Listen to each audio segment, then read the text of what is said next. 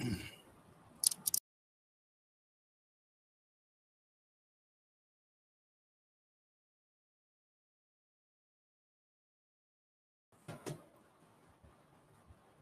હિન્દ અને નમસ્કાર દરેક દર્શક મિત્રોને એકવાર ફરી ઇગ્નુના ઓનલાઈન સ્વયંપ્રભા ચેનલમાં આપ સૌનું હું ડોક્ટર વિનોદ મીના હાર્દિક અભિવાદન કરું છું.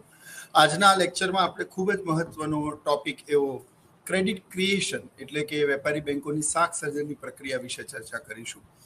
આમ તો બેન્કિંગ ક્ષેત્રમાં નાણાકીય નીતિ અને વેપારી બેંકોની શાખ સર્જનની પ્રક્રિયા એ ખૂબ જ મહત્વના બે ટોપિક છે. ઘણી વખત આપણને એવું જાણીને આશ્ચર્ય થાય છે કે બેંક પોતાની પાસે આવતી 10,000ની થાપણો, પ્રાથમિક થાપણોમાંથી 50,000 રૂપિયાની નવી અને આટલી મોટી અસ્ક્યામતો કેવી રીતે સર્જિત કરે છે. તો એનો જવાબ છે વેપારી બેંકોની શાખ સર્જનની પ્રક્રિયા. બેંક કેમ તમને એટીએમની ફેસિલિટીઝ આપે છે, ક્રેડિટ કાર્ડની ફેસિલિટી આપે છે, બેંક કેમ એવું ઈચ્છે છે કે એના નાણાં ફરતા રહે, એનાથી બેંકને શું ફાયદો થાય. તો આની પાછળના તમામ પ્રશ્નોના જવાબ જો આપણે સમજવા અને મેળવવા હોય તો આપણે વેપારી બેંકોની શાખ સર્જનની પ્રક્રિયાને સમજવી પડે. તો આજનો આપણો ટોપિક છે વેપારી બેંકોની શાખ સર્જનની પ્રક્રિયા. તો મિત્રો, આ topic the process of credit creation, જેનું ફોર્મેટ છે પ્રસ્તાવના, શાખ સર્જન માટેની ધારણાઓ, તે પછી પ્રાથમિક થાપણો એટલે કે પ્રાઇમરી ડિપોઝિટનો અર્થ, ડેરિવેટિવ ડિપોઝિટ એટલે કે આનુષંગિક થાપણો કોને કહેવાય, બેઝ ઓફ ક્રેડિટ ક્રિએશન, શાખ સર્જનનો આધાર શું છે, process of credit creation with example એટલે કે આખી શાખ સર્જનની પ્રક્રિયાને આપણે એક ઉદાહરણ દ્વારા સમજીએ, એનું એક સૂત્ર અને એને એક અનુસૂચિની મદદથી સમજીએ અને શાખ સર્જનની આ પ્રક્રિયાની કઈ કઈ મર્યાદાઓ છે, કઈ કઈ લિમિટેશન્સ છે, એના વિશે પણ આપણે ચર્ચા કરીશું. તો આ એક ખૂબ જ મહત્વનો પ્રશ્ન છે મિત્રો. તો સૌથી પહેલા પ્રસ્તાવનામાં આપણે ચર્ચા કરી ચૂક્યા છીએ કે વેપારી બેંકો પાસે આવતી 10,000ની પ્રાથમિક થાપણોમાંથી તે કઈ રીતે 50,000ની નવી થાપણોનું સર્જન કરે છે. આ પ્રક્રિયાને શાખ સર્જનની પ્રક્રિયા કહેવામાં આવે છે. વેપારી બેંકો એક પાતળી હવામાંથી શાખનું સર્જન કરે છે. The commercial bank, they are not I mean to say place where only the people are deposited their money, but the bank always wish to circulate it from one hand to another hand. અને જેટલું જ એક હાથથી બીજા હાથમાં નાણું ફરશે એટલો નાણાંનો ચલણ વેગ વધશે. આપણે અગાઉ નાણાંના પુરવઠાના ચેપ્ટરમાં પણ ભણી ગયા છીએ કે જે દેશમાં નાણાંનો ચલણ વેગ વધારે હોય, આર્થિક વ્યવહારો ખૂબ ઝડપથી થતા હોય, તે દેશમાં આર્થિક વિકાસનો દર પણ ખૂબ વધારે જોવા મળે છે મિત્રો. શાખ સર્જનની આ સમગ્ર પ્રક્રિયાને સમજવા માટે આપણે અમુક ધારણાઓને સમજવી પડશે. આ ધારણાઓ હું આપને ગુજરાતીમાં પણ સમજાવીશ, જેમાં જો આ પરિબળો સ્થિર ના હોય તો શાખ સર્જનની આ પ્રક્રિયાને સમજવી થોડીક મુશ્કેલ છે. તો સૌથી પહેલા, bank should cooperate with each other. They should accept the checks from the other banks. એટલે કે એસબીઆઈ ક્યારે પણ આઈસીઆઈસીઆઈ કે એક્સિસ બેંકનો ચેક લેવાથી ના નહીં પાડી શકે. બેંકોના અંદરના આર્થિક વ્યવહારો ચાલતા હોય છે અને દરેક બેંક એકબીજાને સહયોગ આપે છે. આર્થિક નાણાકીય લેવડ દેવડ બેંકોની વચ્ચે સતત જોવા મળતી હોય છે. બીજું કે bank should maintain liquidity to meet deposit liabilities and cash reserve ratio to certain fixed exchange. બેંકો પાસે આવતી થાપણોમાંથી અમુક ચોક્કસ નિયત કરેલી થાપણો બેંક એ ફિક્સ ડિપોઝિટ તરીકે રાખે છે. હવે આમાં સમજવાની વાત એ છે કે દરેક બેંકો પાસે આવતી થાપણો અલગ અલગ હોય છે. કોઈ બેંક શહેરની વચ્ચોવચ્ચ હોય, કોઈ બેંક માર્કેટની વચ્ચોવચ્ચ હોય, ચારે બાજુથી પેઢીઓથી બેંકોમાં થાપણો આવતી હોય, કોઈ બેંક ગ્રામ્ય વિસ્તારમાં હોય, કોઈ બેંક એવી હોય કે જેની શાખામાં થાપણો ઓછી આવતી હોય, ક્યાંક વધારે આવતી હોય. તો શાખ સર્જનનું પ્રમાણ જે ફિક્સ ડિપોઝિટ બેંકે પોતાની પાસે એઝ અ સીઆરઆર રાખવી પડતી હોય છે, કુલ થાપણોના અમુક ટકા રકમ બેંક જે પોતાની પાસે રાખે છે, એનું પ્રમાણ પણ અલગ અલગ હોય છે. પરંતુ આ સમગ્ર પ્રક્રિયાને સમજવા માટે આપણે એવું ધારીએ છીએ, આપણે એવું એઝ્યુમ કરીએ છીએ કે દરેક બેંકો પોતાની પાસે આવતી થાપણોના 20% રકમ શાક સર્જન સ્વરૂપે પોતાની પાસે રાખે છે. માઇન્ડ વેલ, આપણે આને મર્યાદામાં ભણીશું, પણ અત્યારે હું આપને હિન્ટ આપું છું કે દરેક બેંકોની થાપણો અલગ અલગ હોય છે. દરેક બેંક અલગ અલગ ક્ષેત્રોમાં અલગ અલગ વ્યૂહાત્મક સિચ્યુએશનમાં આવેલી હોય છે. ક્યાંક કોઈક બેંક વધારે થાપણો ધરાવે છે, ક્યાંક કોઈક બેંક પાસે ઓછી થાપણો હોય છે, ક્યાંક કોઈક બેંકના કસ્ટમર વધારે હોય છે, ક્યાંક કોઈક બેંકના કસ્ટમર ઓછા હોય છે, ક્યાંક કોઈક બેંક શહેરોના મધ્યમાં હોય છે, કોઈ બેંક ગામડામાં હોય છે. એટલે દરેક બેંકોની થાપણો અલગ, તો દરેક બેંકોનું CRR એટલે કે રોકડ અનામત પ્રમાણ પણ અલગ અલગ હોય. પરંતુ આ સમગ્ર પ્રક્રિયાને સમજવા માટે આપણે એવું ધારીએ છીએ, આપણે એવું વિશ કરીએ છીએ, એવું એઝ્યુમ કરીએ છીએ કે દરેક બેંકો પોતાની થાપણોના 20% રકમ પોતાની પાસે સ્થિર રાખે છે અનામત પેટે. હવે number 3, during all phases of credit creation, the proportions of the cash reserve ratio should be remain statistic 20% as the same. એ આપણે આગળ ભણી ચૂક્યા છીએ કે બેંકો પોતાની પાસે આવતી થાપણોમાંથી 20% રકમ પોતાની પાસે રોકડ અનામત પેટે રાખે છે. હવે મિત્રો, આ બી તમે સમજો, બેંકમાં જે રીતે રૂપિયા મૂકનારા હોય છે એ જ રીતે રૂપિયા ઉપાડનારા પણ હોય છે. તો બેંકમાં રૂપિયા મૂકનારા અને રૂપિયા ઉપાડનારા, તો જ્યારે બેંકમાં રૂપિયા મૂકનારા હોય તો બેંક બધી જ થાપણો ધિરાણ કરી દેતી નથી, કારણ કે બેંકમાં ઉપાડનારા પણ વ્યક્તિ હોય છે. એટલે એક અનુભવના આધારે બેંક રોકડ અનામત પ્રમાણના અમુક ટકા રકમ પોતાની પાસે કેશ રાખે છે, બાકીનું એ ધિરાણ કરે છે. જેમ કે આપણે ફિક્સ ડિપોઝિટમાં પણ સમજીએ તો કોઈ વ્યક્તિ જ્યારે પોતાની થાપણોને FD કરાવે છે ત્યારે એવું જરૂરી નથી કે 100 વ્યક્તિઓમાંથી 100 વ્યક્તિઓ પોતાની FD નિયત સમયે જ મેચ્યોરિટીના ટાઈમ પર જ એને વિડ્રોલ કરશે. It's not necessary. એ 100માંથી 2-5 વ્યક્તિઓ એવા પણ હોઈ શકે જે વ્યક્તિઓ જરૂરત પડે, ઇમરજન્સી પડે, ઘર પરિવારમાં આકસ્મિક કારણો, અનએવોઇડેબલ સર્કમસ્ટેન્સીસ જનરેટ થાય તો તે લોકો પોતાની FD તોડાવી પણ શકે. બહુ તો એમને નક્કી કરેલું વ્યાજ ન મળે, પણ બેંક એમને પોતાની થાપણો આપવાથી ના ન પાડી શકે. આ સંજોગોમાં, ઇન સચ સર્કમસ્ટેન્સીસ, આ સંજોગોમાં બેંકે પોતાની પાસે આવેલી થાપણોમાંથી અમુક ટકા રકમ પોતાની પાસે રાખી મૂકવી પડતી હોય છે. તો કરંટ એકાઉન્ટમાં તો બેંક ધિરાણ કરી શકતી નથી, કારણ કે ચાલુ ખાતામાં વ્યક્તિ ગમે એટલી વખત અને ગમે ત્યારે પોતાના પૈસા વિડ્રોલ કરી શકે છે. પોતાની થાપણો જે મૂકી છે એમાં ગમે ત્યારે એને વિડ્રોલ કરી શકે છે, અને એટલા માટે જ કરંટ એકાઉન્ટની જનરલી થાપણો બેંક પોતાની પાસે જ મૂકી રાખે છે. જે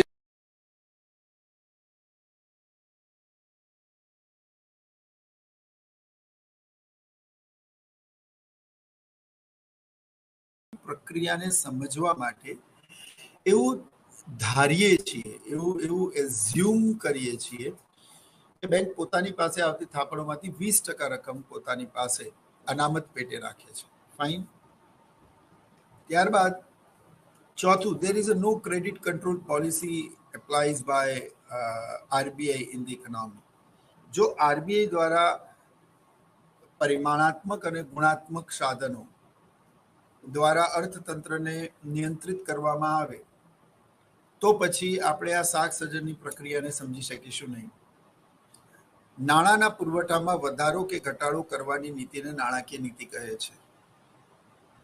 નાણાંના પુરવઠા અને વ્યાજ દર પર નિયંત્રણ અને નિયમનની નીતિને નાણાકીય નીતિ કહેવાય છે. મધ્યસ્થ બેંક એટલે કે RBIની આવી કોઈ પણ પ્રકારની મોંઘા કે સસ્તા નાણાંની નીતિ કે કોઈ પણ પ્રકારનો આ પ્રકારે ધિરાણ ઉપરનો અંકુશ એ નથી, એવું આપણે એઝ્યુમ કરવું પડે છે.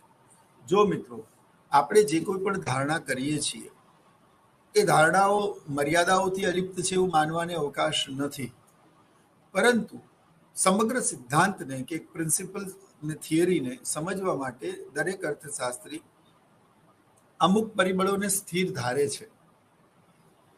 તેવું હોય જ છે એવું ખાતર એક સિદ્ધાંતને એક થિયરીને સમજવા માટે એવું એઝ્યુમ કરવામાં આવે છે. હકીકતમાં નાણાકીય નીતિ તો અમલમાં હોય જ છે, પણ અહીંયા એવું ધારવામાં આવ્યું છે કે આરબીઆઈની શાખ સર્જનની પ્રક્રિયા પર હાલ પૂરતું કોઈ પ્રતિબંધ નથી, કોઈ અંકુશ નથી. અર્થતંત્ર ફ્રી છે, બેંકો ફ્રી છે ધિરાણ આપવા માટે. ફાઇન. એ પછી people are frequently using the banking services. એનો અર્થ એવો થાય કે જે લોકો છે, જે વ્યક્તિઓ છે, એમાં બેન્કિંગ ટેવો વિકસેલી છે.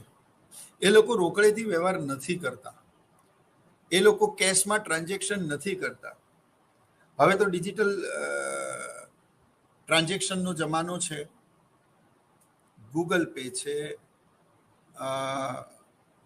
ફોન પે છે, આ સિવાયના તમામ ડિજિટલ પ્લેટફોર્મ છે, એનઈએફટી છે, આરટીજીએસ છે, અને તમામ પ્રકારના બેન્કિંગ ટ્રાન્ઝેક્શન્સ છે. એ તમામ ટ્રાન્ઝેક્શન્સ અથવા તો ચેકનો ઉપયોગ કરવામાં આવે છે. એટલે લોકોમાં બેન્કિંગ ટેવો વિકસેલી છે, લોકો એના પ્રત્યે સભાન છે, જાગૃત છે, અને રોકડેથી વ્યવહાર કરવાના બદલે બેંક દ્વારા, એટલે કે શાક સર્જનની પ્રક્રિયા તો જ આગળ વધશે અને એને સમજી શકાશે જ્યારે વચ્ચે બેંક આવશે. એટલે નાણાકીય વ્યવહારોમાં બેંકનું વચ્ચે આવવું ખૂબ જરૂરી છે. તમે બિલ્ડર પાસેથી ઘર લો અને તમે એને કેશમાં નાણાં ચૂકવો તો બેંક વચ્ચે નહીં આવી, પણ જો તમે લોન લઈને બિલ્ડરને, તો બેંક બિલ્ડરને ચેક આપશે. તો તમારા અને બિલ્ડર વચ્ચે બેંક આવી, તમારા કોઈ પણ ટ્રાન્ઝેક્શનની વચ્ચે બેંક આવવી જોઈએ. નાનાથી લઈને મોટા સુધીના તમામ ટ્રાન્ઝેક્શન્સ લોકો બેંક દ્વારા કરે છે, રોકડેથી કરતા નથી. આ વાતને સ્વીકારીને ચાલીશું તો જ આપણે શાક સર્જનની પ્રક્રિયાને સમજી શકીશું. અને last but not least, that is the business conditions is normal. એટલે કે આર્થિક પરિસ્થિતિ એકદમ સ્થિર છે, અનુકૂળ છે, સામાન્ય છે. ઇવન બહુ તેજી કે મંદી જેવી પરિસ્થિતિ નથી, કોરોના કે યુદ્ધ જેવી પરિસ્થિતિ નથી, 2019-20 જેવું વર્ષ નથી,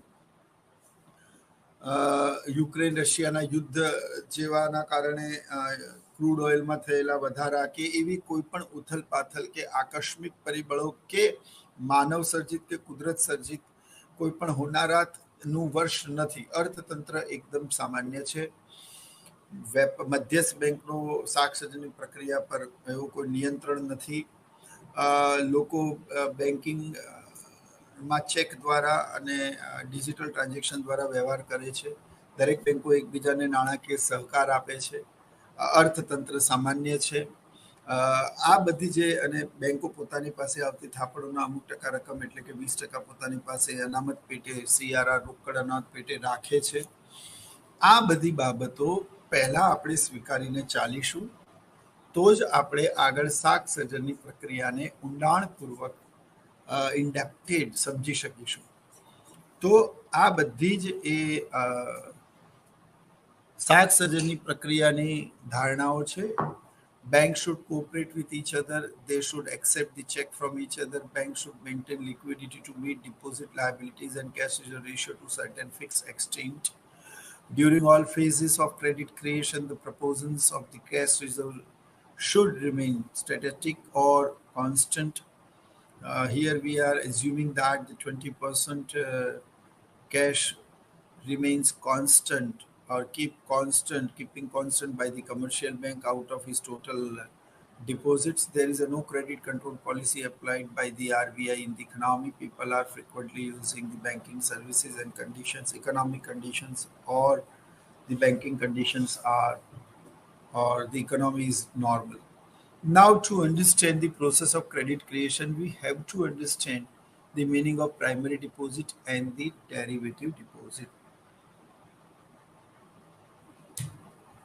તો મિત્રો, શાક સર્જનની આ પ્રક્રિયાને સમજવા માટે આપણે બે કન્સેપ્ટ, બે ખ્યાલોને સમજવા ખૂબ જ જરૂરી છે. એમાંનો એક ખ્યાલ છે પ્રાથમિક થાપણો અને બીજું છે આનુષંગિક થાપણો. હવે ધ્યાનથી સમજવાનું. વ્યક્તિ પેઢી દ્વારા બેંકમાં કેશમાં કે ચેકમાં જમા થતી રકમને બેંકની પ્રાથમિક થાપણો કહેવાય છે. ફરી એકવાર હું કહું છું, કોઈ પણ વ્યક્તિ વિશેષ કે પેઢી દ્વારા બેંકમાં કેશમાં કે ચેકમાં જમા થતી રકમને બેંકની પ્રાથમિક થાપણો કહેવાય છે. It is called a primary deposits. Fine. એમાંથી એક અનુભવ પ્રમાણે આપણે ધાર્યું છે તે પ્રમાણે બેંક 20% પોતાની પાસે રાખે અને બાકીની રકમ જે ધિરાણ આપવા માટે એની પાસે વધે તેને આનુષંગિક થાપણો એટલે કે ડેરિવેટિવ ડિપોઝિટ કહેવામાં આવે છે. હવે આને આપણે એક ઉદાહરણ દ્વારા સમજીએ. માની લો કે એક્સ નામક વ્યક્તિએ બેંકમાં 10,000 રૂપિયા જમા કરાવ્યા, whether in cash or cheque. 10,000 રૂપિયા ચેકથી માનો જમા કરાવ્યા. તો આ 10,000 રૂપિયા બેંકની શું બની કહેવાય? પ્રાથમિક થાપણો બની કહેવાય. આ 10,000 રૂપિયા જે બેંકમાં એણે જમા કરાવ્યા, ફાઇન, એ બેંકમાં એણે જમા કરાવ્યા, એ બેંકની પ્રાથમિક થાપણો કહેવાય. એમાંથી આપણે જે ધારણા કરી છે તે પ્રમાણે બેંક 20% પોતાની પાસે રાખે છે. એટલે કે 10,000 ના 20% એટલે 2,000 રૂપિયા થયા. એટલે 2,000 રૂપિયા બાદ કર્યા બાદ બેંક પાસે જે 8,000 રૂપિયા ધિરાણ આપવા માટે વધે છે તેને આપણે આનુષંગિક થાપણો અને અંગ્રેજીમાં તેને ડેરિવેટિવ ડિપોઝિટ્સ કહેવામાં આવે છે. આને એક સૂત્ર દ્વારા સમજવું હોય તો પ્રાથમિક થાપણો માઇનસ રોકડ અનામત પ્રમાણ બરાબર આનુષંગિક થાપણો. તો પ્રાથમિક થાપણો 10,000 માઇનસ રોકડ અનામત પ્રમાણ 20% એટલે કે 2,000. તો આનુષંગિક થાપણો વધી 8,000. તો 8,000 it's a derivative deposit. I hope it's very clear to you all of the student those who are listening me right now. આ તમને ક્લિયર થઈ ગયું? તો આ બીજો ફેઝ થયો. તમે પ્રાથમિક થાપણોનો અર્થ સમજ્યા, તમે આનુષંગિક થાપણોનો અર્થ સમજ્યા. હવે શાક સર્જનનો આધાર શેના ઉપર છે? આ તો શાક સર્જનનો આધારનો મતલબ કોણ બેંક કેટલું શાક સર્જન કરશે, કોણ બેંક વધારે કરશે અને કોણ બેંક ઓછું કરશે, એનો આધાર બે બાબતો પર રહેલો છે. How much the credit creation generated by any bank, it is depends on the two situation or two factors. Number one, how much the primary deposit gets by any bank. Bank પાસે પ્રાથમિક થાપણો કેટલી આવે છે તે, આ number 1. And number 2, એમાંથી bank પોતાની પાસે કેટલી પ્રાથમિક થાપણો સ્વરૂપે રકમ અનામત પેટે રાખે છે. એકવાર આપણે સમજીએ. બેંક પાસે જેટલી થાપણો વધારે આવશે એટલું બેંક વધારે ધિરાણ કરશે. બોલો યસ ઓર નો? ઓકે. તો બેંક ધિરાણ એટલે કે શાક સર્જન કરશે એનો આધાર બે બાબતો પર. એક, બેંક પાસે કેટલી થાપણો આવે છે. બીજું, એમાંથી બેંક પોતાની પાસે કેટલું રાખે છે અને કેટલું ધિરાણ આપે છે. માની લો કે બેંક પોતાની પાસે 40% રાખે તો ધિરાણ 60%નું થાય, અને જો પોતાની પાસે 10% રાખે તો ધિરાણ 90%નું થાય. તો બેંક કેટલું શાક સર્જન કરશે, ઇન શોર્ટ કેટલું ધિરાણ કરશે, એનો આધાર બે બાબતો પર રહેલો છે. એક, બેંક પાસે કેટલી પ્રાથમિક થાપણો આવી તે. બીજું, બેંક કેટલું એમાંથી પોતાની પાસે રોકડ સ્વરૂપે અનામત પેટે CRR સ્વરૂપે કેશ રિઝર્વ રેશિયો સ્વરૂપે રાખે છે. So these are called the base of the credit creation, and the base of the credit creation depends on the two things. That number one, how much the primary deposit get by any bank, and how much the cash kept by any bank as a CRR. If bank gets more primary deposit, will give more credit to the people. And number two, if bank keep higher amount or higher ratio as a CRR, then bank will create or generate the less credit creation. So the complete credit creation process is based on the two factors or two things: that primary deposit, how much the bank will get the primary deposit, and how much the cash kept by the bank as a CRR. હવે આખી પ્રોસેસને આપણે એક ઉદાહરણ દ્વારા સમજીશું. ફરી એકવાર આ બાબતને બહુ ક્લિયર સમજવાની જરૂર છે. નંબર 1, દરેક બેંકો એકબીજાને સહકાર આપે છે. કોઈ પણ બેંક એકબીજાનો ચેક સ્વીકારવાની ના પાડતી નથી, થાપણોની લેવડ દેવડ કરવાની ના પાડતી નથી. બેંકો વચ્ચે આંતરિક લેવડ દેવડો સતત ચાલ્યા કરે છે. એટલે બેંકો એકબીજાને સહકાર આપે છે. લોકોમાં બેન્કિંગ ટેવ વિકસેલી છે, લોકો ભણેલા છે અને તમામ પ્રકારના વ્યવહારો ચેક દ્વારા અથવા તો ડિજિટલ ટ્રાન્ઝેક્શનથી કરે છે. બેંક પોતાની પાસે આવતી થાપણોના અમુક ટકા રકમ પોતાની પાસે રાખે છે. આ રકમ 20% અનામત પેટે હોય છે. અર્થતંત્ર એકદમ સામાન્ય છે અને અર્થતંત્રમાં આર્થિક ઉથલપાથલો જોવા મળતી નથી. આ જે બાબતો છે આ સમજીશું અને સ્વીકારીશું તો જ ધારણાઓને માનીને ચાલીશું, તો જ શાકસર્જનની પ્રક્રિયાને સમજી શકીશું.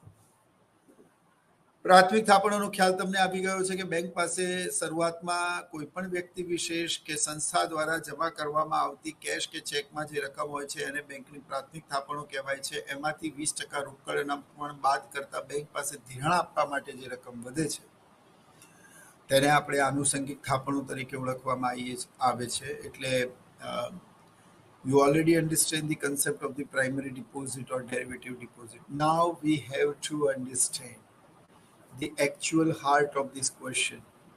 How does the bank did certain credit creation in an immense manner, and how can they generate a 50,000 rupees from the 10,000 primary deposit? તો એને આપણે એક ઉદાહરણ દ્વારા આપણે મિત્રો સમજીએ. તો આને એક ઉદાહરણ દ્વારા સમજીએ. તમને અલગ અલગ બેંકોના અહીંયા ટેબલ આપેલા છે, જેમાં પહેલું ટેબલ માની લો કે બેંક ઓફ ઇન્ડિયાનું છે.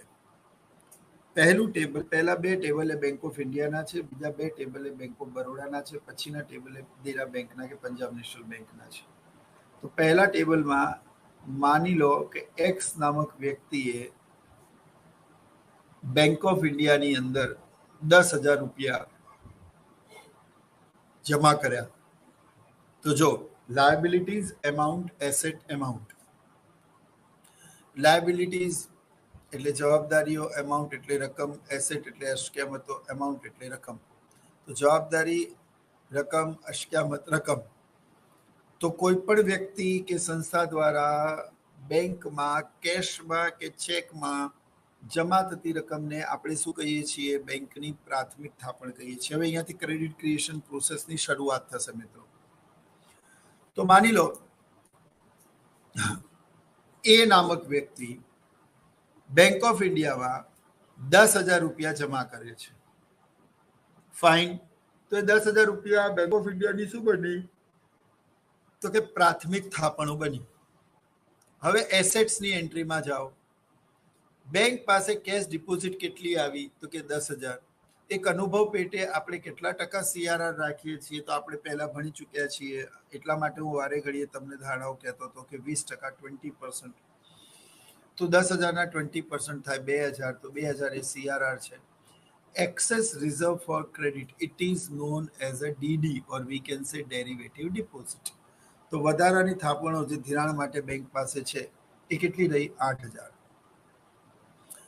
હવે બહુ ધ્યાનથી સમજવાની જરૂર છે કે બેંક પાસે જે 8,000 રકમ આવી, ફાઇન, એ બેંક એ 8,000 રૂપિયા કોકને ધિરાણ કરવાનું વિચારશે. ફાઇન. તો તમે જોઈ શકો છો કે 8,000 રૂપિયામાંથી બેંકે 8,000 રૂપિયા કોઈને loan to the B person, જો તમે જોઈ શકો છો કે પ્રાઇમરી ડિપોઝિટ 10,000, એમાંથી કેશ ડિપોઝિટ થઈ 10,000, ડેરિવેટિવ ડિપોઝિટ 8,000 છે અને બેંકે લોન આપી બી નામક વ્યક્તિએ. એ નામક વ્યક્તિએ 10,000 જમા કરાયા અને બી નામક વ્યક્તિને બેંકે 8,000 રૂપિયા લોન આપી, કારણ કે બેંક પાસે 8,000 રૂપિયાની લોન છે, એટલે રકમ છે ધિરાણ આપવા માટેની. હવે બી વ્યક્તિ પાસેથી માની લો કે સી વ્યક્તિ ધિરાણ પેટે 10,000 રૂપિયા માંગે છે. હવે આ સંજોગોમાં તમે સમજો, એ નામક વ્યક્તિ બેંક ઓફ ઇન્ડિયાની કોઈ બ્રાન્ચમાં 10,000 રૂપિયા જમા કરે છે. એ બેંક ઓફ ઇન્ડિયાની પ્રાથમિક થાપણો બને છે. 10,000 રૂપિયા બેંકમાં જમા કર્યા બાદ, બેંકમાં 10,000 રૂપિયા જમા કર્યા બાદ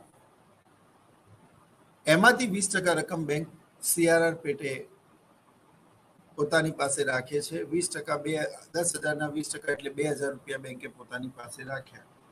હવે બેંક પાસે જે 8,000 રૂપિયા રહ્યા એ બેંકની ડેરિવેટિવ ડિપોઝિટ એટલે આનુષંગિક થાપણો ધિરાણ આપવા માટેની રકમ કહેવાય. બીજા ટેબલમાં આપણે સમજીએ છીએ કે બી નામક વ્યક્તિ બેંક પાસે જાય છે. બેંક એને 8,000 રૂપિયાનું ધિરાણ આપે છે. ફાઇન. બી વ્યક્તિને બેંક 8,000 રૂપિયાનું ધિરાણ આપે છે. અહીંયા સુધી પહેલા બે ટેબલ એ બેંક ઓફ ઇન્ડિયાના છે. 8,000 ધિરાણ બી વ્યક્તિ પાસે આવી ગયું. હવે માની લો કે એક ટ્રાન્ઝેક્શન પેટે બી વ્યક્તિ પાસેથી સી વ્યક્તિ એટલે બી વ્યક્તિ સી વ્યક્તિને માનો કે 8,000 રૂપિયા આપે છે. આ રકમ ચેકથી જ આપે છે. પણ બી વ્યક્તિનું ખાતું એ બેંક ઓફ બરોડામાં હોય છે. એટલે જે ત્રીજા નંબરનું ટેબલ, આ માઉસનું કર્સર તમે જોવો છો, આ ત્રીજા નંબરનું જે ટેબલ છે, આ ટેબલ ત્રીજા નંબરનું જે ટેબલ છે એ ટેબલ બેંક ઓફ બરોડાનું છે. એટલે બી વ્યક્તિએ સી વ્યક્તિને બેંક ઓફ ઇન્ડિયાનો ચેક આપ્યો, પરંતુ સી વ્યક્તિનું ખાતું તો બેંક ઓફ બરોડામાં છે. એટલે એણે એ રકમ બેંક ઓફ બરોડામાં નાખી. એટલે બેંક ઓફ બરોડાની શું બની? તો કે પ્રાથમિક થાપણો. તો તમે જો પ્રાઇમરી ડિપોઝિટમાં 8,000 આવ્યા, કેશ ડિપોઝિટ બેંક પાસે 8,000 થઈ, એના 20% એટલે 1,600 રૂપિયા બેંકની રોકડ અનામત પ્રમાણ થયું. Access reserve four credit. હવે બેંક પાસે ધિરાણ આપવા માટે 6,400 રૂપિયા છે. ફાઇન. 6,400 રૂપિયા બેંક પાસે ધિરાણ માટેની રકમ છે. હવે બેંક પાસે નેક્સ્ટ વ્યક્તિ લોન માટે આવે છે. જ્યારે નેક્સ્ટ વ્યક્તિ લોન માટે આવે છે ત્યારે બેંક પાસે 6,400 રૂપિયા ધિરાણ પેટે છે. તો બેંક શું કરશે? તો કે બેંક એ 6,400 રૂપિયા સી નામક વ્યક્તિને ધિરાણ આપશે. હવે સી નામક વ્યક્તિ પાસેથી ડી નામક વ્યક્તિ, માની લો કે એક રોકડ અનામત પેટે એની પાસેથી આપેલા નગદના સ્વરૂપમાં એની પાસેથી પૈસા માંગે છે. તો સી નામક વ્યક્તિ ડી નામક વ્યક્તિને બેંક ઓફ બરોડાનો ચેક આપે છે, પરંતુ ડી નામક વ્યક્તિનું ખાતું પંજાબ નેશનલ બેંકમાં હોય છે. ચેક તો ગમે તે બેંકનો હશે, પણ ડી વ્યક્તિ એને એ જ બેંકમાં નાખશે ને જે બેંકમાં એનું ખાતું હશે. એટલે સી વ્યક્તિએ બેંક ઓફ બરોડાનો એને જે ચેક આપ્યો એ ચેક ડી વ્યક્તિએ પંજાબ નેશનલ બેંકમાં નાખ્યો 6,400 રૂપિયાનો. એટલે 6,400 રૂપિયા પંજાબ નેશનલ બેંકની પ્રાથમિક થાપણો બની. એમાંથી કેશ ડિપોઝિટ બેંક પાસે 6,400 જે કેશ આવ્યા એમાંથી 20% એટલે કે 6,400ના 20% થાય 1,280 રૂપિયા જે બેંકે પોતાની પાસે રાખ્યા. બેંક પાસે ધિરાણ માટેની રકમ છે 5,120 રૂપિયા. હવે જે 5,120 રૂપિયા બેંક પાસે છે મિત્રો, એ 5,120 રૂપિયા માનો કે એ બી સી ડી પછી ઈ વ્યક્તિ આવશે, બેંક એને ધિરાણ આપશે, એ વ્યક્તિનું ખાતું દેના બેંકમાં હશે, એ વ્યક્તિ દેના બેંકમાં જમા કરાવશે, એ દેના બેંકની પ્રાથમિક થાપણો બનશે. અને આ રીતે આ રકમ ઝીરો ન થઈ જાય. 10,000 થી 8,000, 8,000 થી 6,400, 6,400 થી 5,120, 5,120 થી 4,096. આ રકમ ઝીરો ના થઈ જાય ત્યાં સુધી the process is going on and on and on and on. તો પછી આટલા બધા ટેબલ બનાવીને સમજવા કરતા આપણે એને એક ઉદાહરણ દ્વારા સમજીએ કે કઈ રીતે 10,000 માંથી બેંક 50,000 રૂપિયાની નવી થાપણોનું સર્જન કરે છે. તો જુઓ, શાક સર્જન માટેનું સૂત્ર છે પ્રાથમિક થાપણો ભાગ્યા રોકડ અનામત પ્રમાણ ગુણ્યા 100. તો મિત્રો પ્રાથમિક થાપણો કેટલી થઈ? સૌથી પહેલા જે બેંક ઓફ ઇન્ડિયામાં એ નામક વ્યક્તિએ જમા કરાયા 10,000 રૂપિયા ભાગ્યા CRR કેટલા ટકા, તો કે 20% આપણે જમા કરાયું, ગુણ્યા 100. હવે તમે 10,000 ભાગ્યા 20 ગુણ્યા 100 કરશો તો તમને 50,000 રૂપિયા મળી જ જવાના છે. એટલે બેંક પાસે આવતી 10,000ની થાપણોમાંથી બેંકોએ 50,000 રૂપિયાના નવા નાણાંનું સર્જન કર્યું. કેવી મજાની પ્રોસેસ છે શાક સર્જનની આ પ્રક્રિયા. એટલે આ આખી પ્રોસેસને ઝીરો ના થઈ જાય ત્યાં સુધી તમારે બેંક્સ લેવી પડે, ટેબલ બનાવવા પડે, એન્ટ્રી કરવી પડે. બટ આપણે એને, અને આ રીતે હું સમજાવતો રહું તો તમે એવું સમજો કે સર આ તો ઇકોનોમિક્સ છે કે એકાઉન્ટ છે. એટલે આપણે એક સૂત્ર દ્વારા સમજીએ છીએ કે પ્રાથમિક થાપણો ભાગ્યા CRR ગુણ્યા 100. તો પ્રાથમિક થાપણો 10,000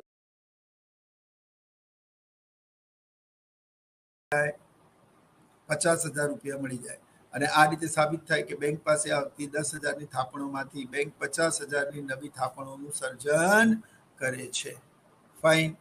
હવે આપણે જોઈએ કે આ આખી પ્રક્રિયાને આપણે જે આગળ ટેબલ જોયેલું મિત્રો, એ ટેબલમાં તમે જો ઇક્વેશન એન્ડ ટેબલ, તો આ આપણે જોયું, આ ઇક્વેશન છે ઉપર અને નીચેનું આ ટેબલ છે. હવે આ ટેબલને જો આપણે સમજીએ તો 50,000 રૂપિયા કેવી રીતે આવ્યા એ આપણને ખ્યાલ આવશે. એ નામક વ્યક્તિ, માની લો કે અર્થતંત્રમાં bank of India, bank of Baroda, Punjab national bank, Dena bank અને અન્ય તમામ પ્રકારની બેંકો આવેલી છે. એ નામક વ્યક્તિ બેંક ઓફ ઇન્ડિયામાં 10,000 રૂપિયા જમા કરે છે, જે બેંક ઓફ ઇન્ડિયાની પ્રાથમિક થાપણો બને છે. એમાંથી 20% એટલે કે 2,000 રૂપિયા બેંક પોતાની પાસે થાપણ સ્વરૂપે રાખે છે. હવે બેંક પોતાની પાસે જે થાપણ સ્વરૂપે રાખે છે, તો 10,000માંથી 2,000 બાદ કરતા બેંક પાસે જે રકમ વધે છે એને ડેરિવેટિવ ડિપોઝિટ કહેવાય છે. આમ ડેરિવેટિવ ડિપોઝિટનું સૂત્ર શું થાય? Primary deposit minus CRR is equal to DD. So PD minus CRR is equal to DD. તો 10,000 minus 2,000 is equal to 8,000. તો બેંક ઓફ ઇન્ડિયા પાસે 8,000 રૂપિયા ધિરાણ આપવા માટેની રકમ છે. હવે આ 8,000 રૂપિયા બેંક ઓફ ઇન્ડિયા બી નામક વ્યક્તિને લોન આપે છે. બહુ જ સરળ સમજી લો. બી નામક વ્યક્તિનું ખાતું બેંક ઓફ બરોડામાં હોય છે, એટલે એ બેંક ઓફ બરોડામાં એનો ચેક જમા કરાવે છે. બેંક ઓફ બરોડામાં જેવી આ થાપણ આવે છે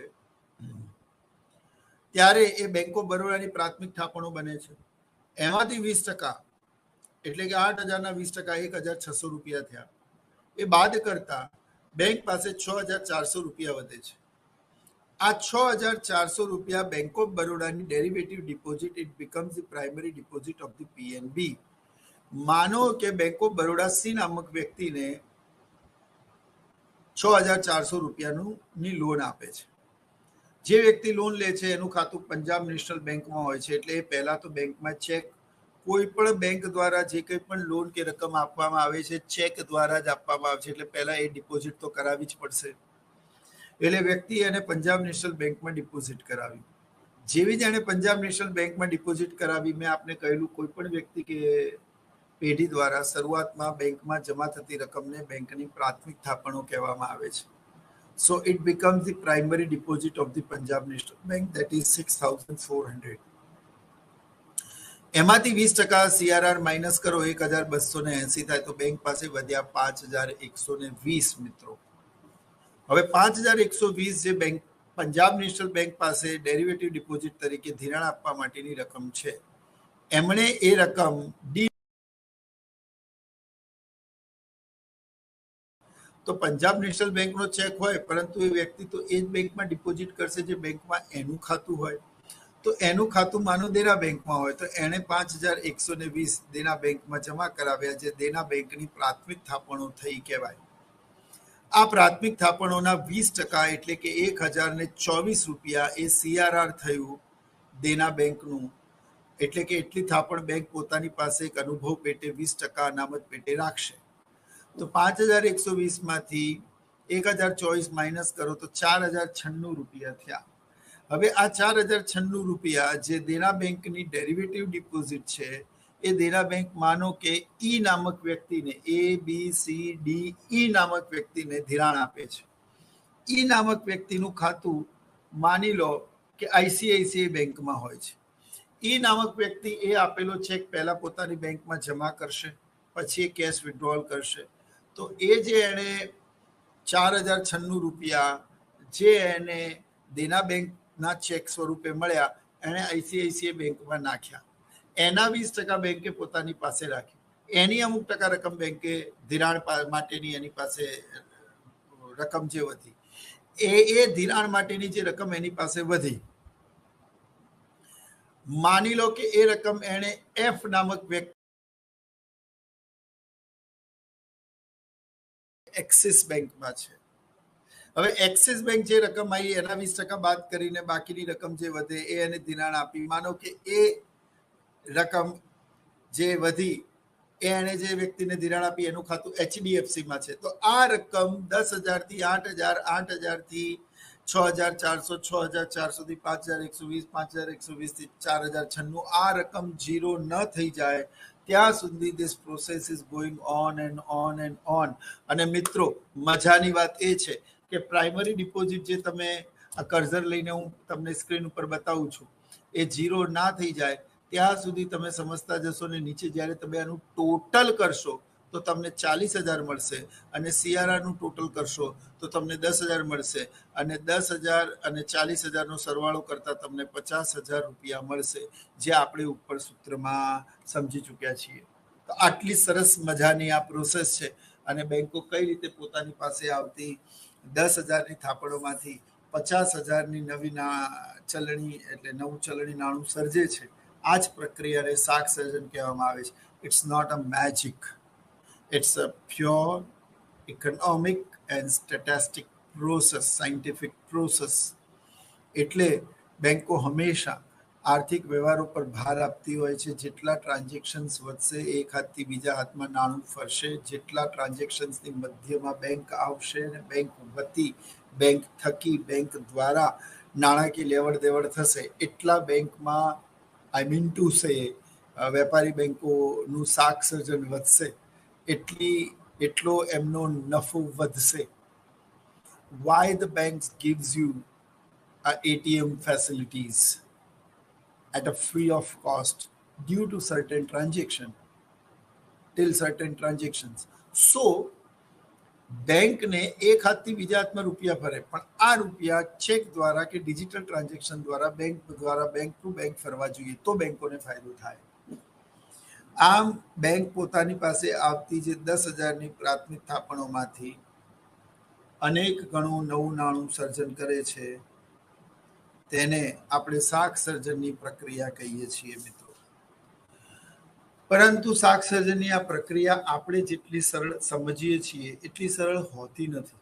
આમાં ઘણા બધા વિઘ્નો છે, આમાં ઘણા બધા ઇફ અને બટ્સ છે, જેને આપણે શાક સર્જનની પ્રક્રિયાની મર્યાદાઓ તરીકે સમજીએ છીએ. તો હવે સમય છે limitations of credit creation. Which are the limitations? કઈ સમસ્યાઓ છે? તો જો સૌથી પહેલી સમસ્યા છે ઓછું શિક્ષણ, લો એજ્યુકેશન.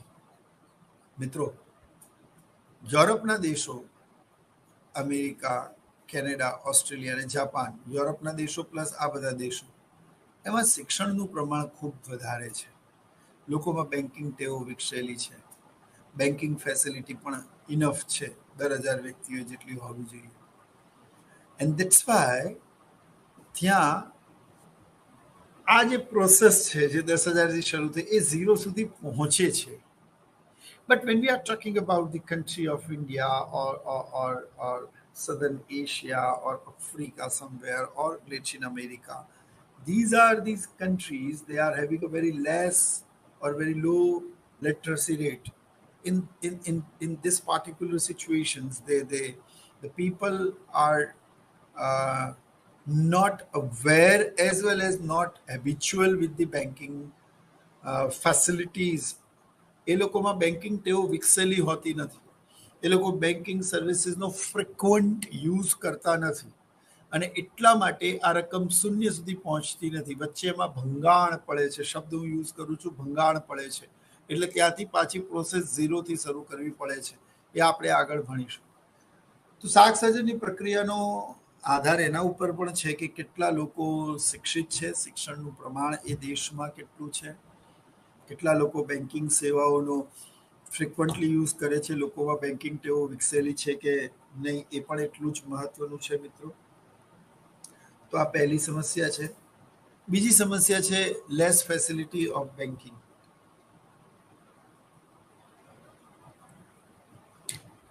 મિત્રો, એક અંદાજ પ્રમાણે ભારતમાં લગભગ 12,000 વ્યક્તિઓ એક બેંક છે.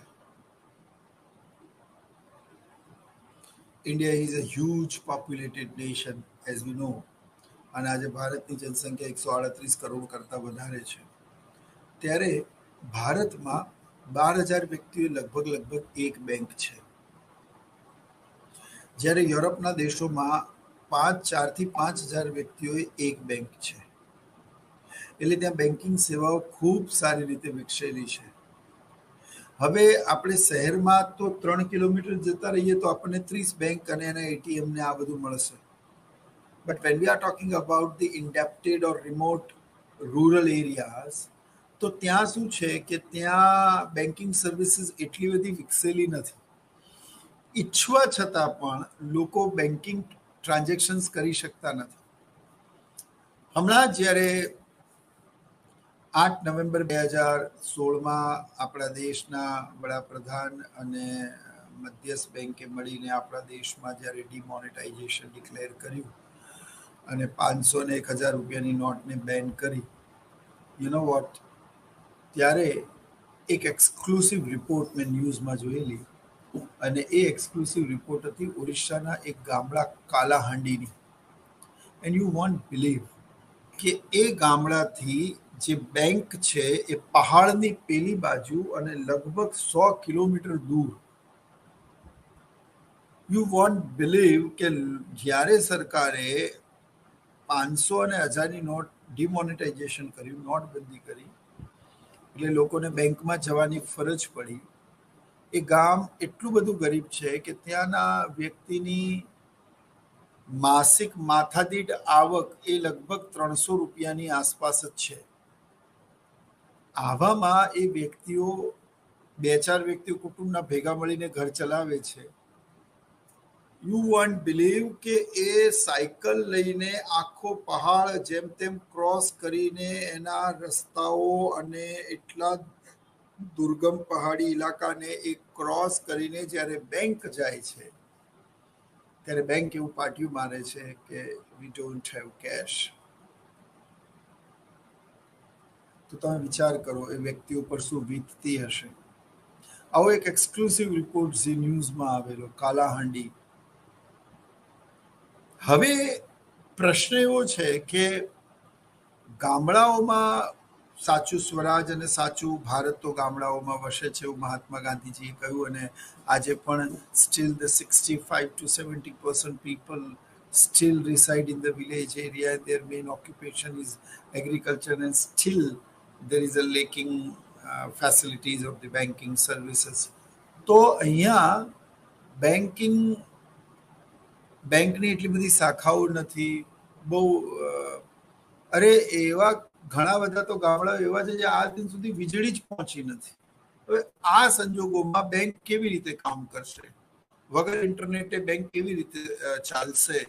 બેંક પોતાની હેડ ઓફિસને કેવી રીતે કનેક્ટ કરશે? બહુ મહત્વના પ્રશ્નો છે. હવે તો બધું ઇન્ટરનેટ અને કમ્પ્યુટર યુગ છે.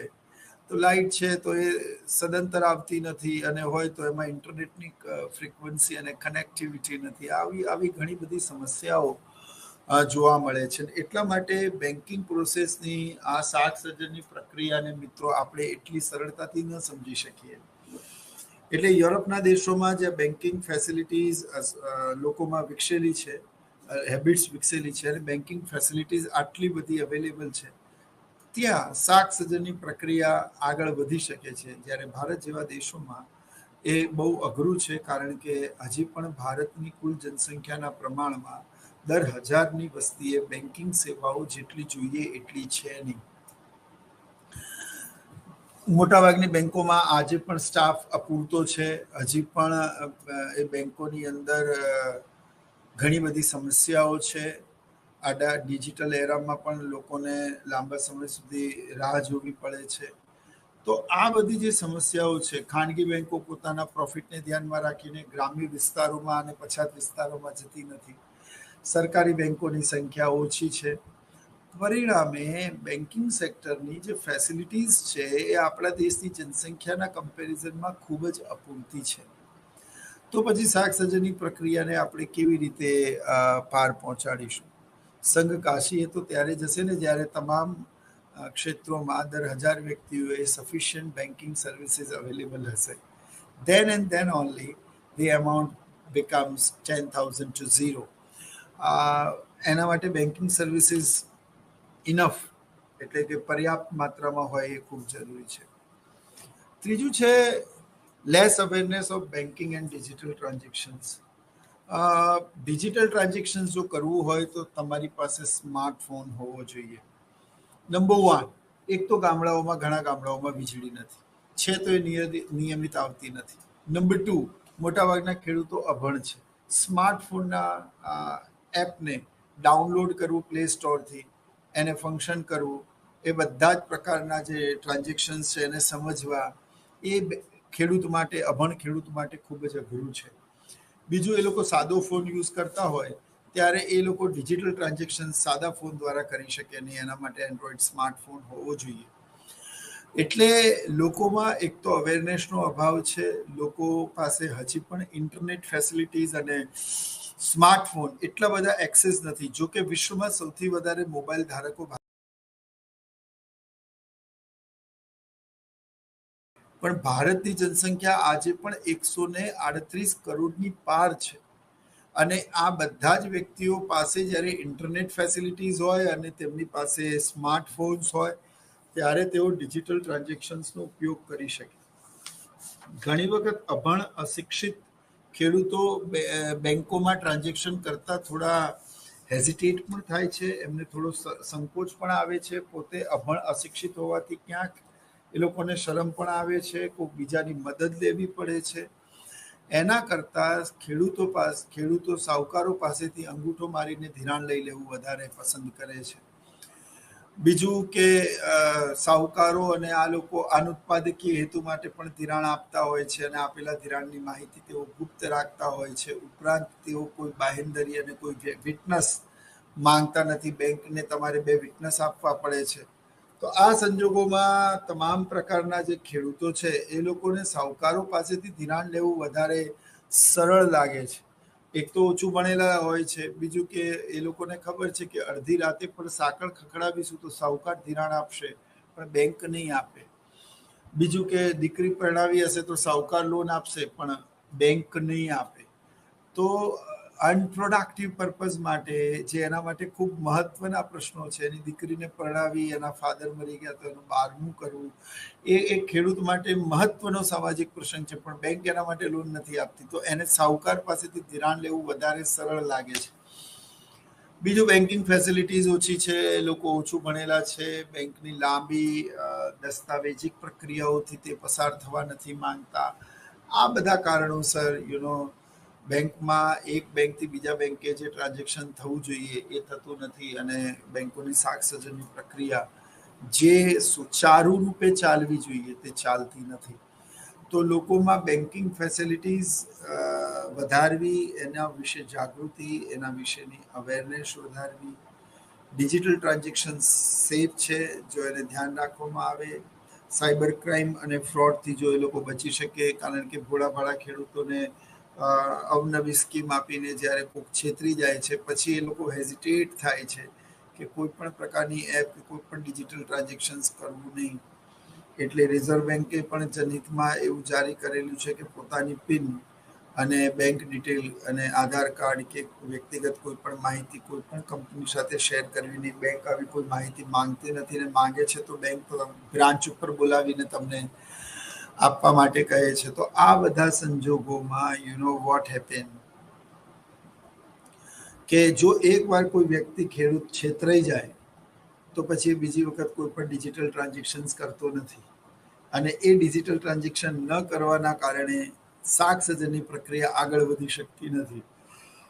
એટલે શિક્ષણનું પ્રમાણ ઓછું છે અને ઉપરાંત લોકોની અંદર ડિજિટલ ટ્રાન્ઝેક્શન્સ અને એના ફાયદાઓ અને કેટલું સરળ છે without carrying a such type of the cash, it's very highly risk. તમે ડિજિટલ ટ્રાન્ઝેક્શન કરી શકો છો, પણ ઓછું ભણેલા ખેડૂતોને આવડતું નથી અને એમાં ઘણી વખત જાગૃતિ અને અવેરનેસનો પણ અભાવ રહે છે અને એટલા માટે એ લોકો આ સમગ્ર પ્રક્રિયામાંથી દૂર રહેવા માંગે છે અને પરિણામે શાક સર્જનની પ્રક્રિયા મિત્રો આગળ વધતી નથી. તે પછી કેશ ટ્રાન્ઝેક્શન્સ બહુ બહુ બહુ જ મહત્વની વાત છે. આ તમે સમજો, હું જે તમને સમજાવવા માંગુ છું. બેંક ઓફ ઇન્ડિયામાં 10,000 રૂપિયા પ્રાથમિક થાપણો પેટે જમા થઈ, જેમાંથી 2,000 રૂપિયા બેંકે પોતાની પાસે CRR પેટે રાખ્યા. 10,000માંથી 2,000 બાદ કરતા બેંક પાસે 8,000 રૂપિયા એ ડેરિવેટિવ ડિપોઝિટ એટલે આનુષંગિક થાપણું ધિરાણ આપવા માટેની રકમ વધી.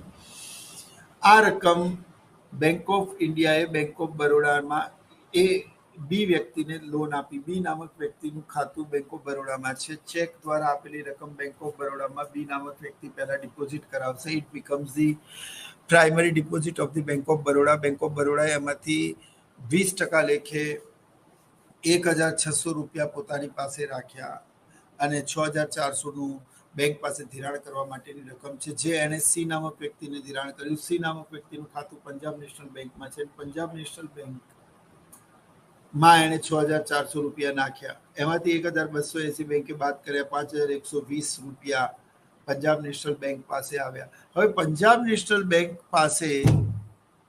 નેશનલ બેંકે ડી નામક વ્યક્તિને આ લોન આપી, પરંતુ ડી નામક વ્યક્તિએ એને દેના બેંકમાં જમા કરાવવાના બદલે કોઈ વ્યક્તિને સીધા આપ્યા અથવા તો બેંકમાંથી કેશ ટ્રાન્ઝેક્શન કરી અને I mean to say withdrawal કરી અને સીધું કેશ આપી દીધું. તો અહીંયા ક્રેડિટ ક્રિએશનની આ પ્રોસેસ ઝીરો થઈ ગઈ. You have to start from the zero. Are you getting what I am saying? આ રકમ 10,000માંથી 50,000 ત્યારે જ બનશે જ્યારે એથી લઈને 10,000માંથી ઝીરો થવાની પ્રક્રિયા સુધીનો અંતિમ વ્યક્તિ એ ચેક દ્વારા કે ડિજિટલ ટ્રાન્ઝેક્શન દ્વારા જ વ્યવહાર કરશે. જો એવું નહીં થાય તો વચ્ચે ભંગાણ પડશે અને રોકડમાં કરેલા વ્યવહારો દ્વારા શાક સર્જનની પ્રક્રિયા આગળ વધી શકશે નહીં.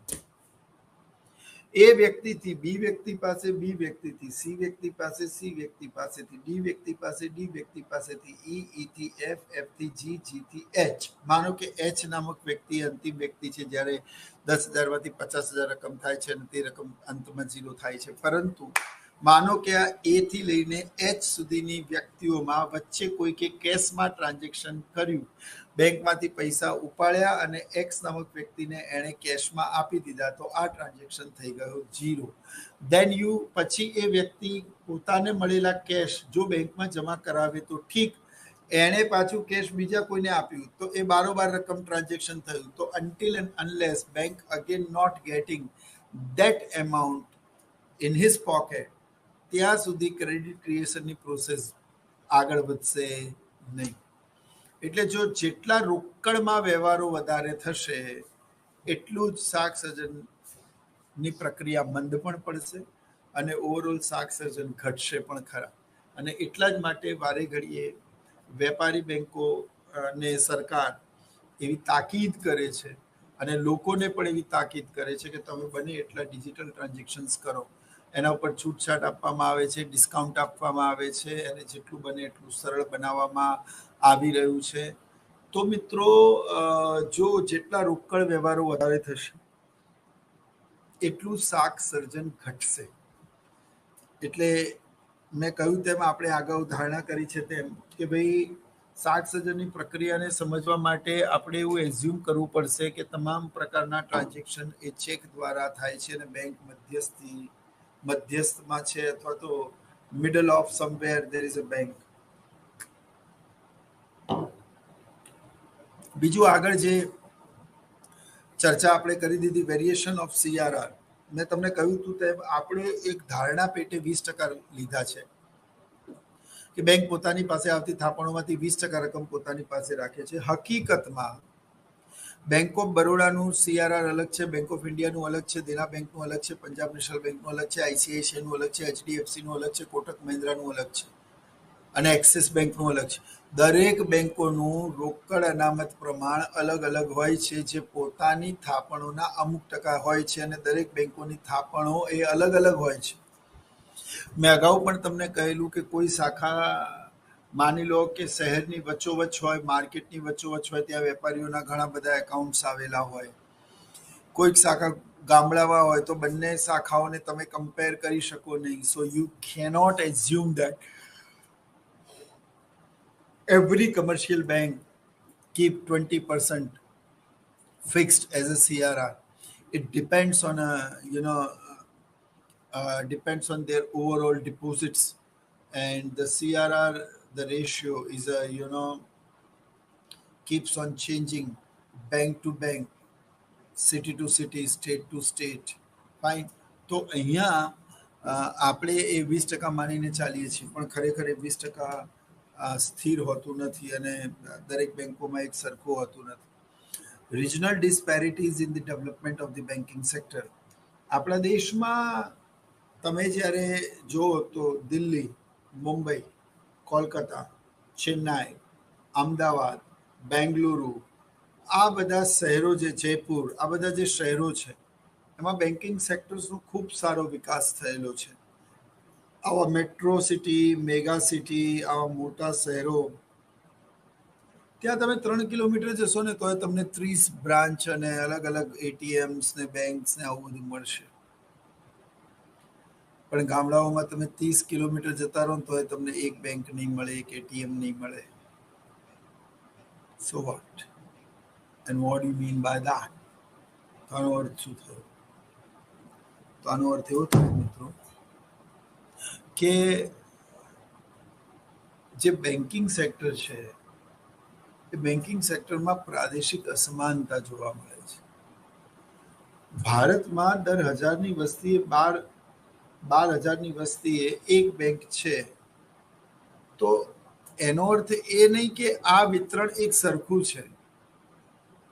શહેરોમાં તો કદાચ 4,000ની વસ્તી એક બેંક છે, પણ ગામડામાં ક્યાંક 22,000 25,000ની વસ્તી એક બેંક છે અને એનું એવરેજ કાઢતા આપણને 12,000 મળ્યું છે. એટલે થાય છે શું કે આ જે વાત આપણે કરી તો ભારતમાં છે ને ગ્રામ્ય વિસ્તારોમાં બેન્કિંગની ફેસિલિટીઝ એટલી બધી વિકસી નથી. કોઈકે ખૂબ સરસ કહ્યું છે कि यहाँ 2 हिंदुस्तान बसते हैं, एक भारत और एक इंडिया. भारत वो है जो गांव में रहता है, जो पिछड़ा है, जिसके पास अपनी जरूरत से संसाधन बहुत कम है, जो अभाव की परिस्थितियों में जीता है. और इंडिया वो है जो शहरों में रहता है, जो चकाचौंध की जिंदगी जीता है, जिसके पास अपनी जरूरत से संसाधन कहीं ज्यादा है. यहाँ पर 2 हिंदुस्तान बसते हैं, एक भारत और एक India. The moral of the story is that there is a huge disparity or regional disparity existing in India. એટલે ભારતમાં જ્યારે આપણે ગ્રામ્ય વિસ્તારોની વાત કરીએ છીએ ત્યારે ગ્રામ્ય વિસ્તારોમાંથી બી બચતનું બહુ જ મોટો સોર્સ આપણને પ્રાપ્ત થાય છે. પરંતુ ગ્રામ્ય વિસ્તારોમાં બેન્કિંગ સર્વિસીસ જોઈએ એટલી અવેલેબલ પણ નથી, વિકસિત પણ નથી. આ સંજોગોમાં શહેરી વિસ્તારોમાંથી એટલે ગ્રામ્ય વિસ્તારોની થાપણો પણ કલેક્ટ થઈ અને શહેરી વિસ્તારો માટે વપરાય છે. એટલે પૈસા હોય છે ખેડૂતના ને ધિરાણ અપાય છે વેપારીને. એટલે આ પ્રકારનું જે I mean to say unequal economic banking system જે ચાલે છે ગ્રામ્ય અને શહેરી વિસ્તારમાં, એ પણ શાકસજ્જનની પ્રક્રિયામાં બહુ મોટા ભંગાણનું એક કારણ છે. જો સમાંતર વ્યવસ્થાઓ ગ્રામ્ય અને શહેરી વિસ્તારોમાં વિકસેલી હોય તો આ પ્રક્રિયાને ખૂબ સરળતાથી આપણે સમજી શકીએ છીએ. તો આ સાથે જ શાક સર્જનની આ પ્રક્રિયાની મર્યાદાઓ પણ પૂરી થઈ. મિત્રો, I hope you all are understand and enjoy the process of the credit creation. મેં આ ખૂબ સરળ ભાષામાં અને ઉદાહરણો દ્વારા આપને સમજાવવાનો પ્રયત્ન કર્યો છે. એકવાર ફરી આપણે ઓનલાઈન લેક્ચર સિરીઝમાં મળીશું. ત્યાં સુધી દરેક દર્શક મિત્રોને જય હિન્દ અને આવતા લેક્ચરમાં ફરી મળીશું તે અભિવાદન સાથે. નમસ્કાર.